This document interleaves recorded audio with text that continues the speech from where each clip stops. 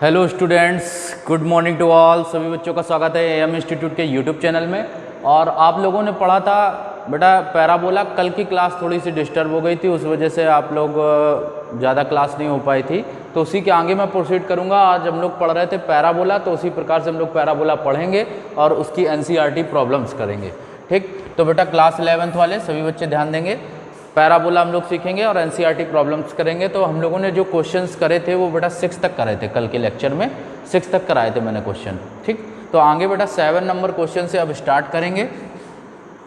7 number question से हम लोग सीखेंगे और आगे उसकी प्रॉब्लम्स सारी लगाएंगे। ठीक, तो क्वेश्चन नंबर जो 7 लिखा हुआ है उसमें बेटा नाभि और नेता दी गई है। क्या दी गई है? नाभि और नेता दी गई क्वेश्चन में। ठीक, नाभि दी गई है 6,0 और नियता दी गई है x बराबर -6। ठीक, ध्यान देंगे। नाभि क्वेश्चन में नाभि दी गई है 6,0 और नियता दी गई है x बराबर -6। ठीक, तो बेटा 6,0 नाभि दी गई। नाभि को बेटा बोलते हैं फोकस, ठीक, और नियता को बोलते हैं डायरेक्ट्रिक्स। डायरेक्ट्रिक्स बोलते हैं। ठीक, तो बेटा ध्यान देंगे, नाभि अगर क्वेश्चन में दी गई है और नियता दी गई है और हमसे कहा गया है परवलय का समीकरण ज्ञात करो, तो बेटा हम लोग परवलय का समीकरण कैसे ज्ञात करेंगे? ध्यान देंगे, बहुत अच्छे से समझ में आएगा आपको। आपने देखा यहाँ पर नाभि है 6,0, तो किसकी नाभि a,0 होती है बेटा? किस पैराबोला की होती है? तो पैराबोला ये बनता है राइट हैंडेड पैराबोला, हम लोगों को पता है। ये यहाँ से टच करता हुआ जाता है और हम लोग फोकस से होकर अगर गुजारेंगे लाइन, तो यहाँ पर ये जो होएगा ये इसकी क्या होगी? फोकस होगी और इसका कोऑर्डिनेट है 6,0। ठीक है, 6,0। अगर हम लोग इधर साइड में खींचेंगे तो ये इसका इक्वेशन है x = -6, डायरेक्ट्रिक्स का इक्वेशन।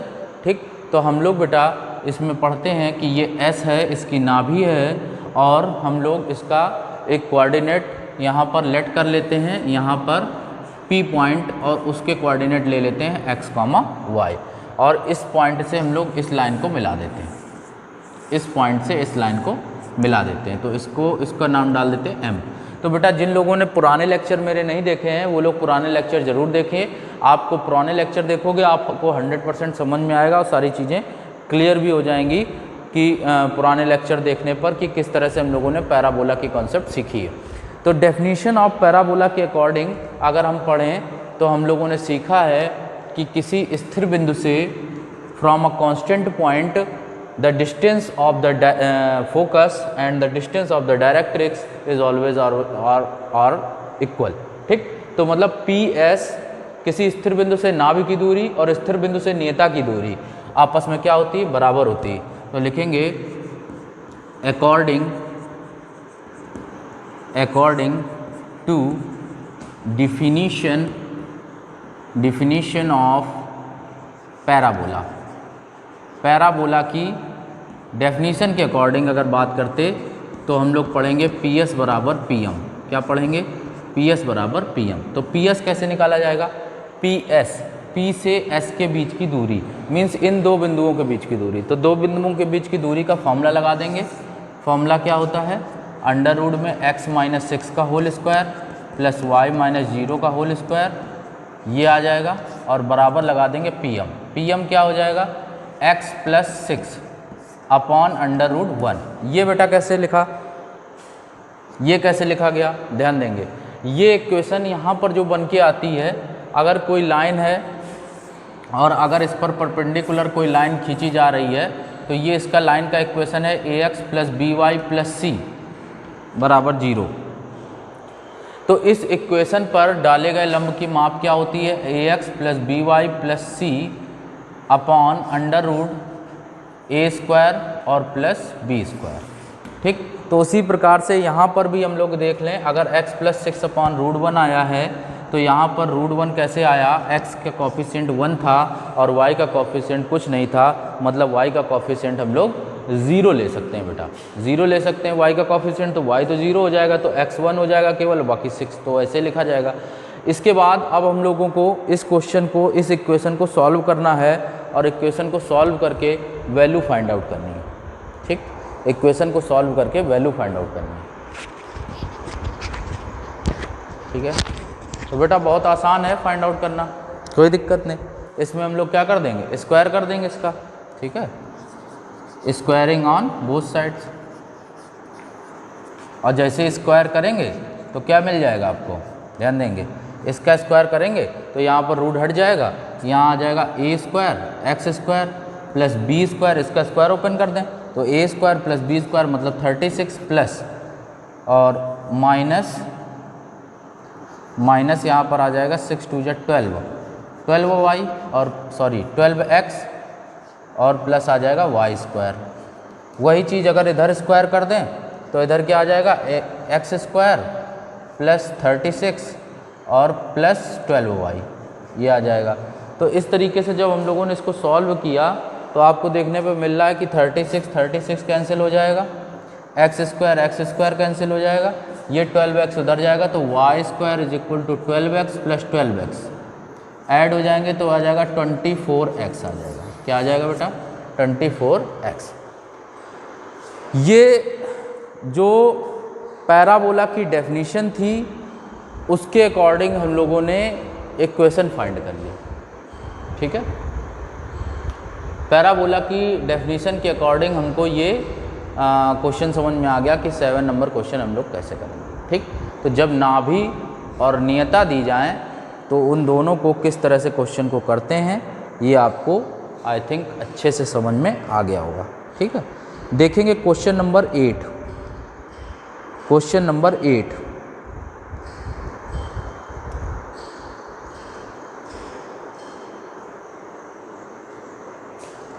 क्वेश्चन नंबर 8 में नाभि दी है 0, -3 और नियता दी है y बराबर 3। ये है क्वेश्चन नंबर 8। आइए देखते हैं इस क्वेश्चन को। अब आप इसमें एक चीज़ देख रहे हो कि जो नाभि के निर्देशांक दिए गए हैं, फोकस के निर्देशांक दिए गए हैं, वो फोकस के निर्देशांक कोऑर्डिनेट 0, -3 है। क्या है बेटा, 0, -3 और 0, -3 होने का मतलब ये कैसा पैराबोला बनाएगा। जिन लोगों ने पुराने लेक्चर देखे हैं उनको समझ में आ जाएगा कि इसमें कैसा पैराबोला बनेगा। ये बनेगा बेटा डाउनवर्ड पैराबोला। कैसा बनेगा, डाउनवर्ड पैराबोला। बहुत आसान है, देखो ये जैसे बना, हमने ये लिया और यहाँ पर डाउनवर्ड पैराबोला बना दिया। तो यहाँ पर जो S बन के आया ये नाभि हो गई और नाभि के निर्देशांक कितने हैं बेटा, 0, -3। यहाँ से हम लोग इसको मिला देंगे तो ये P आ जाएगा, P का कोऑर्डिनेट हो जाएगा x, y। ठीक, इसके बाद इसको हम लोग यहाँ पर नियता बनेगी तो इसको इससे मिला देंगे तो ये बन जाएगा m। ठीक, तो यहाँ का कोऑर्डिनेट चूँकि दिया गया है y = 3, तो इस क्वेश्चन को भी हम लोग कर सकते हैं PS बराबर PM से। ठीक, तो PS लगा दें तो क्या आ जाएगा, x - 0 का होल स्क्वायर और प्लस y + 3 का whole square is equal to PM क्या आ जाएगा, y + 3/√1। अगेन आप स्क्वायर करके इसका सोल्यूशन निकालेंगे तो आई थिंक आसानी से सॉल्व कर लेंगे सभी बच्चे। ठीक है, और सोल्यूशन निकालने पर आ जाएगा x² = -12। क्या आ जाएगा, x² = -12। ठीक है, सोल्यूशन निकाल लें, x² = -12y आ जाएगा बेटा। क्या आ जाएगा, 12y। बेटा ध्यान देना एक चीज़, जो लाइन ये इस नाभि से होकर जा रही है, ये नाभि से जो होकर जा रही है ये बेटा क्या है, नाभिलंब है। क्या है बेटा, नाभिलंब, जिसको हम लोग बोलते हैं लेटस रेक्टम। ठीक, ये नाभिलंब है। क्या है बेटा, नाभिलंब, इसको लेटस रेक्टम बोला जाता है। तो इसकी जो वैल्यू होती है वो कितनी होती है, 4a होती है बेटा। कितनी होती है, 4a। क्लियर सभी बच्चों को। तो इस तरह से सभी बच्चों को क्वेश्चन नंबर 8 भी क्लियर हो गया होगा और समझ में आ गया होगा। अब हम लोग देखेंगे क्वेश्चन नंबर 9। क्वेश्चन नंबर 9 देखते हैं।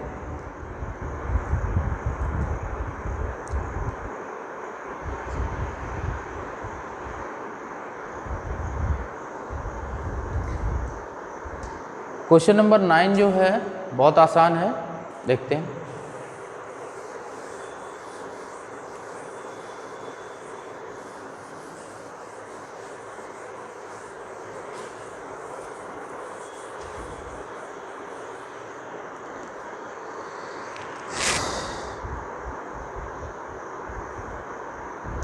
क्वेश्चन नंबर 9 में बेटा क्या है, नाभि दी है 3,0, ध्यान देंगे,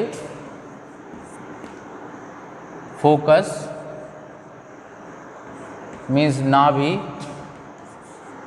दी है 3,0, ठीक, और नाभि 3,0 दी गई है और आगे शीर्ष दिए गए हैं, वर्टेक्स दिए गए हैं शीर्ष बेटा होता है 0,0, क्या होता है 0,0।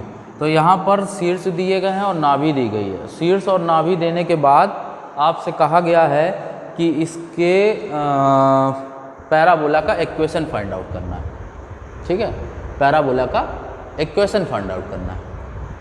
कैसे करेंगे देखो, सबको समझ में आ गया। देखो अब यहाँ पर नाभि क्या है 3,0 है, पैराबोला वैसे ही ड्रा होएगा, पैराबोला वैसे ही होएगा,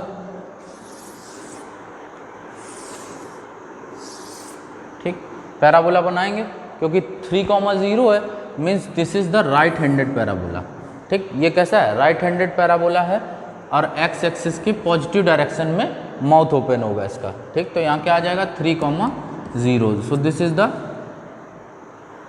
nothing but this is focus. So 3,0 and vertices are 0,0, ये 0,0 हो गए, ठीक है। और अब अगर इसकी इक्वेशन की बात करते तो बेटा ये क्या है, ए है, ठीक।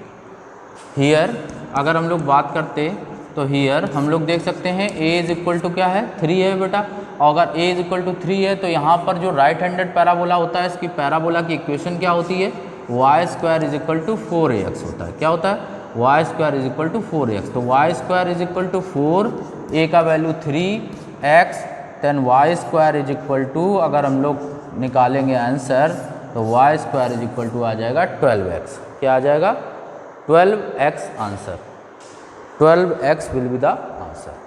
क्लियर हो गया, ठीक है। इस तरह से क्वेश्चन नंबर 9 सभी बच्चों को क्लियर हो गया होगा, ठीक है, सभी बच्चों को क्वेश्चन नंबर 9 भी क्लियर हो गया होगा, ठीक। और इसी तरह से 10 दिया गया है, 10 को भी थोड़ा सा देख लेते हैं। देखो 10 नंबर क्वेश्चन भी क्या है, 10 नंबर क्वेश्चन में थोड़ा सा चेंज है क्वेश्चन, देख लेते हैं यहीं पर। 10 नंबर क्वेश्चन, नाभि दी गई है -2,0 और शीर्ष दिए गए हैं 0,0। बहुत आसान, a का वैल्यू आपको पता है -2 है। अगर a का वैल्यू -2 है तो जो पैराबोला की इक्वेशन होगी वो पैराबोला की इक्वेशन किस साइड में ओपन होगा, पैराबोला किस साइड में पैराबोला ओपन होगा, -4ax रख दें, या a की वैल्यू अगर -a,0 होती तो माइनस ना कंपेयर करा के a रख लें, a इज इक्वल टू 2 रख लें, क्योंकि वैल्यू -1 होती। तो यहाँ जब रखेंगे तो बेटा मल्टीप्लाई करने पर क्या आएगा, y² is equal to -4ax, तो वैल्यू रखेंगे तो -4 इंटू 2 इंटू एक्स, तो आ जाएगा -8x। क्लियर, समझ में आ गया सबको, ठीक है, सभी बच्चों को क्लियर हो गया, ठीक, नहीं समझ पाए, ठीक, सभी बच्चों को क्लियर हो गया। आई होप सभी बच्चों को बहुत अच्छे से समझ में आया होगा कि हम लोग क्वेश्चन कैसे कर रहे हैं, ठीक है। आगे देख लेते हैं, क्वेश्चन नंबर 10 तक हो गए हैं, तो आगे देखेंगे क्वेश्चन नंबर 11, ठीक। क्वेश्चन नंबर देखिए 11 कैसे करेंगे।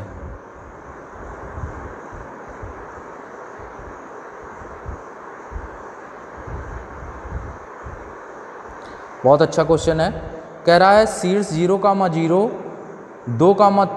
शीर्ष 0,0 है तथा 2,3 से होकर जाता है और x अक्ष के अनुदेश है। क्वेश्चन नंबर 11 देखते हैं।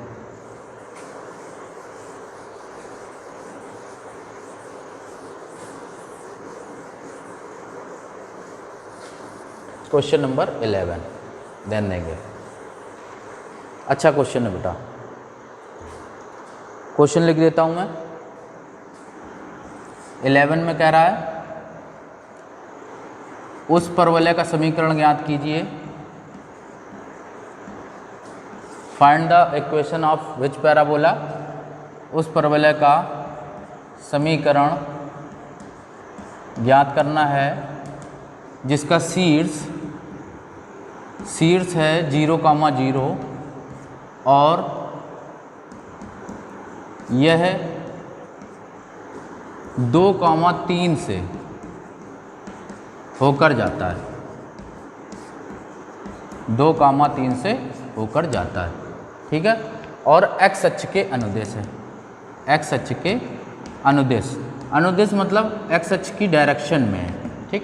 तो आपको यहाँ से क्लू मिल गया कि एक्स अक्ष के अनुदेश है और 2,3 से होकर जा रहा है, तो हमको पैराबोलिक इक्वेशन फाइंड आउट करनी है, ठीक है। देखिए कैसे हम लोग पैराबोलिक इक्वेशन फाइंड आउट करेंगे, बहुत आसान है। लिखेंगे वी नो दैट, हम जानते हैं, क्या जानते हैं, इक्वेशन पढ़ी है हम लोगों ने, y² is equal to 4ax, y² is equal to 4ax। बेटा अगर ये पैराबोला पास होता है 2,3 से, मीन्स x के प्लेस पर 2 है और y के प्लेस पर क्या है 3, तो ये यहाँ पर सेटिस्फाई करा दो इक्वेशन 1 में, ठीक। ये अगर पास होकर जाता है तो सेटिस्फाई करा दो, तो सेटिस्फाई कराएंगे तो y के प्लेस पर 3 रखेंगे, 4a और इंटू एक्स के प्लेस पर रखेंगे 2, तो 9 is equal to 4a into 2, तो 4a इज इक्वल टू 9/2, ये आ जाएगा, ये हो गया 4a is equal to 9/2, 4a का वैल्यू आ गया।